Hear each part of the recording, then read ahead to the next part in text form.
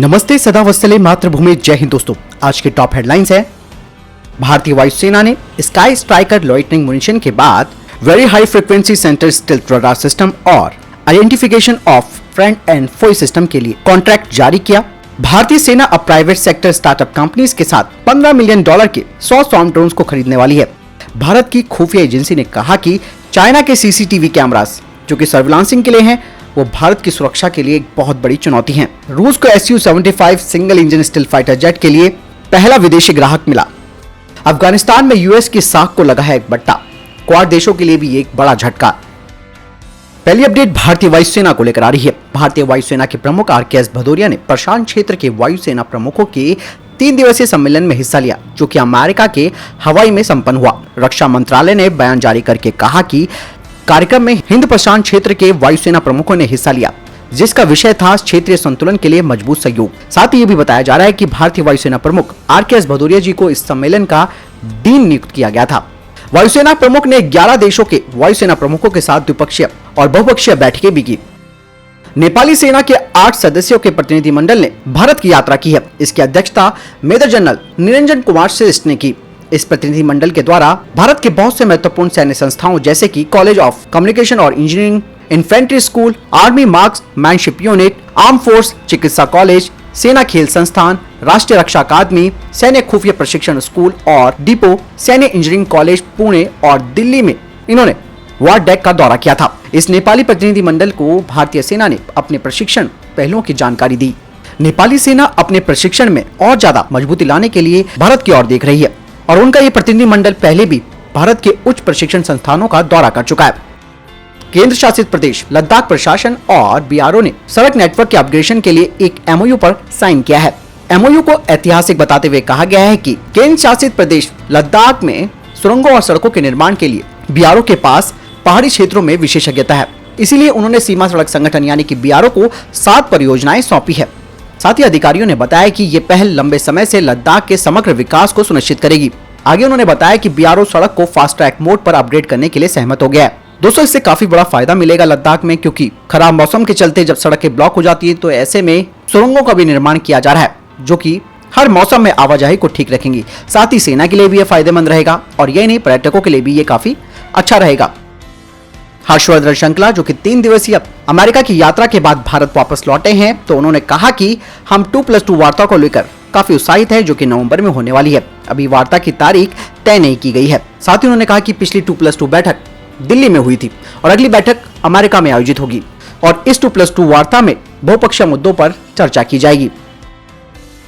भारतीय वायुसेना के 100 करोड़ के sky striker loitering munition contract के बाद अब एक और डिफेंस कॉन्ट्रैक्ट भारतीय वायुसेना ने जारी किया है, जिसमें कि पहले कॉन्ट्रैक्ट के तहत 6 very high frequency counter stealth radar system खरीदे जाएंगे, जिनकी लागत 200 करोड़ रुपए होगी। इसके अलावा इनकी रेंज 250 किलोमीटर होगी और ये ट्रक माउंटेड होंगे, जिससे कि इनकी डिप्लॉयमेंट आसानी से कहीं भी की जा सके।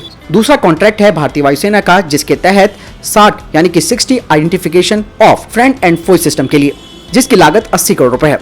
ऐसा कहा जा रहा है कि ये contract alpha design technology private limited को मिल सकता है, क्योंकि वो सबसे कम बोली लगाने वाली कंटेंडर में से एक है। भारतीय सेना ने private sector company new space research and technology से $15 मिलियन का कॉन्ट्रैक्ट किया है, जिसके तहत 100 स्वॉर्म ड्रोन खरीदे जाएंगे और ये इमरजेंसी प्रोक्योरमेंट के तहत खरीदा जा रहा है। ये स्वॉर्म ड्रोन अपने साथ 10 किलो का वॉरहेड ले जा सकते हैं और ये 25 किलोमीटर की रेंज तक दुश्मन के टारगेट्स को तबाह करने में सक्षम होने चाहिए। भारतीय सेना न्यू स्पेस के द्वारा बनाए गए स्वॉर्मिंग ड्रोन का इस्तेमाल अपने ऑपरेशंस में करेगी और इसके बाद अधिक संख्या में इसी तरीके के स्वॉर्म ड्रोन्स की यूनिटों के लिए ऑर्डर दिया जाएगा, जो कि आर्टिफिशियल इंटेलिजेंस और पावर्ड एल्गोरिथम पर आधारित होंगे। साथ ही ये ड्रोन्स जानवर और पक्षियों के बायोलॉजिकल बिहेवियर को भी पहचान सकेंगे किसी भी तरीके के सैचुरेटेड एरिया में। सेना इस तरीके के ड्रोन्स का इस्तेमाल हाई एल्टीट्यूड एरिया जैसे कि लद्दाख सेक्टर में इस्तेमाल करेगी। इसके अलावा एक और भारतीय स्टार्टअप राफे एम्फिर प्राइवेट लिमिटेड को सेना ने कॉन्ट्रैक्ट दिया है स्वॉर्म ड्रोन्स के लिए, जो कि load carrying unmanned aerial vehicles होंगे, जो कि भारतीय सेना को जरूरी सामान पहुंचा सकेंगे कठिनाई वाले इलाकों में भी। दोस्तों, एक बात तो अब आपको समझ में आ रही होगी यहाँ पर कि भारतीय सेना और भारतीय वायुसेना स्वदेशी कंपनियों को और खास करके प्राइवेट सेक्टर फर्म्स को कॉन्ट्रैक्ट दिए जा रही है, जिसका मतलब साफ है कि भारत आत्मनिर्भरता की तरफ बढ़ रहा है और प्राइवेट सेक्टर्स को मौका देने का मतलब ये है कि भारत में इकोसिस्टम जनरेट करना और हम भी अमेरिका, रूस, चाइना और जो भी शक्तिशाली देश हैं उन्हीं के साथ खड़े हो जाएंगे। क्योंकि ये बेहद जरूरी है प्राइवेट सेक्टर्स को काम देना, और ये अपना काम तय समय पर करके भी देंगे। दोस्तों, रशिया अपने Su-75 single engine fighter jet का डेवलपमेंट किसी विदेशी कंट्री के साथ मिलकर करना चाहता है, और जिसमें कि वो कंट्री फंडिंग प्रोवाइड कराएगी, यानी कि पैसे प्रोवाइड कराएगी। लेकिन अभी तक रशिया को कोई भी ऐसा सहयोगी नहीं मिला है, जिसके चलते रशिया ने कहा है कि वो बिना किसी विदेशी सहायता के खुद से ही इसमें इन्वेस्ट करेगा। साथ ही रूस ने कहा कि Su-75 के लिए बजट की बाधाओं को दूर कर लिया गया है और हमें किसी दूसरे देश की फंडिंग की आवश्यकता नहीं पड़ेगी। रशिया के डिप्टी प्राइम मिनिस्टर ने कहा कि रशिया की यूनाइटेड एयरक्राफ्ट कॉर्पोरेशन Su-75 के पहले प्रोटोटाइप को बना रही है, जिसकी पहली फ्लाइट 2023 में हो जाएगी, और इस प्रोटोटाइप को बनाने के बाद उन्हें पहला विदेशी ग्राहक भी मिल रहा है। हालांकि रशिया ने उस विदेशी ग्राहक का नाम नहीं बताया, यानी कि उस कस्टमर का नाम नहीं बताया जो उसके पहले Su-75 single engine fighter jet को खरीदेगा। भारत की खुफिया एजेंसी ने कहा है कि भारत के द्वारा इस्तेमाल किए जाने वाले चीनी निर्मित सीसीटीवी कैमरा सुरक्षा प्रतिष्ठानों के लिए एक खतरा है। भारत के अधिकतर सुरक्षा प्रतिष्ठानों में सर्विलांसिंग के लिए चाइना के हिकविजन कंपनी के सीसीटीवी लगे हैं, जो कि आने वाले समय में भारत की खुफिया जानकारी को चाइना तक पहुंचा सकता है। ऐसे में भारतीय वायुसेना और भारतीय नौसेना ने कहा है कि उनके जितने भी संस्थान है पूरे भारत में, वहां से इन चीनी सीसीटीवी कैमरों को हटा दिया जाए, और यही नहीं, इसके अलावा चीनी कंपनी से इनकी खरीद भी खत्म की जाए। भारत ने इनके ऐप्स पर भी प्रतिबंध लगाया था, लेकिन यहाँ पर मामला ये था कि जो हिकविजन कंपनी है उसमें चाइना के 33% शेयर हैं, और ये भारतीय कंपनी के साथ कोलैबोरेशन में अपने कैमरों को बेचती है। यही नहीं, सबसे बड़ी बात यह है कि चाइनीज फर्म भारत इलेक्ट्रॉनिक्स की सीसीटीवी का वेंडर भी है, और भारत इलेक्ट्रॉनिक्स ऑलरेडी काफी संवेदनशील डिफेंस प्रोजेक्ट्स पर काम करती है। ऐसा कहा जा रहा है कि इससे डेटा लॉस तक हो सकता है अगर ये किसी इंटरनेट कनेक्शन या फिर एक्सटर्नल डिवाइस से कनेक्ट ना हो तो ऐसे में दोस्तों ये बेहद जरूरी है कि सही समय पर कदम उठा लिया गया है, नहीं तो हमारी खुफिया जानकारी चाइना तक पहुंचती रहती। हंसा न्यू जनरेशन एयरक्राफ्ट, जिसे कि नेशनल एरोस्पेस लैबोरेटरी ने बनाया है, उसने HAL के एयरपोर्ट से सफलतापूर्वक मेड इन फ्लाइट ट्रायल को पूरा कर लिया है। इस एयरक्राफ्ट ने 4000 फीट की ऊंचाई को प्राप्त किया और 80 नॉट तक की स्पीड प्राप्त की, और 20 मिनट की सफल उड़ान के बाद इसने लैंडिंग की। कहा जा रहा है कि इस एयरक्राफ्ट को सर्टिफाई होने के लिए 4 महीनों का वक्त लगेगा, जिसके बाद इसे सर्विस में इंडेक्ट कर दिया जाएगा। दोस्तों, अगली खबर जापान को लेकर आ रही है। आपको अब तक तो मालूम चल चुका होगा कि जापान की एयरफोर्स और भारत की एयरफोर्स पहली बार एक जॉइंट कॉम्बैट एक्सरसाइज करना चाहते हैं, जिसके पीछे का मकसद यहाँ पर साफ तौर पर यह आ रहा है कि जापान की एयरफोर्स चाहती है कि वो भारत के Su-30 MKI जो फाइटर जेट है उनके बारे में जाने। ऐसा इसीलिए क्योंकि जापान के फाइटर जेट्स चाइना के Su-30 MKK का सामना करते हैं अक्सर ईस्ट चाइना सी में, और ऐसे में जापानी एयरफोर्स Su-30 की बारीकी सीखना चाहती है। लेकिन यहाँ पर रशिया भी साफ तौर पर कह रहा है कि भारत को Su-30 की सारी एवियोनिक्स क्षमता को नहीं बताना है, क्योंकि भारत का जो Su-30 MKI है उसमें इलेक्ट्रॉनिक्स और रडार क्षमता काफी सीक्रेट है।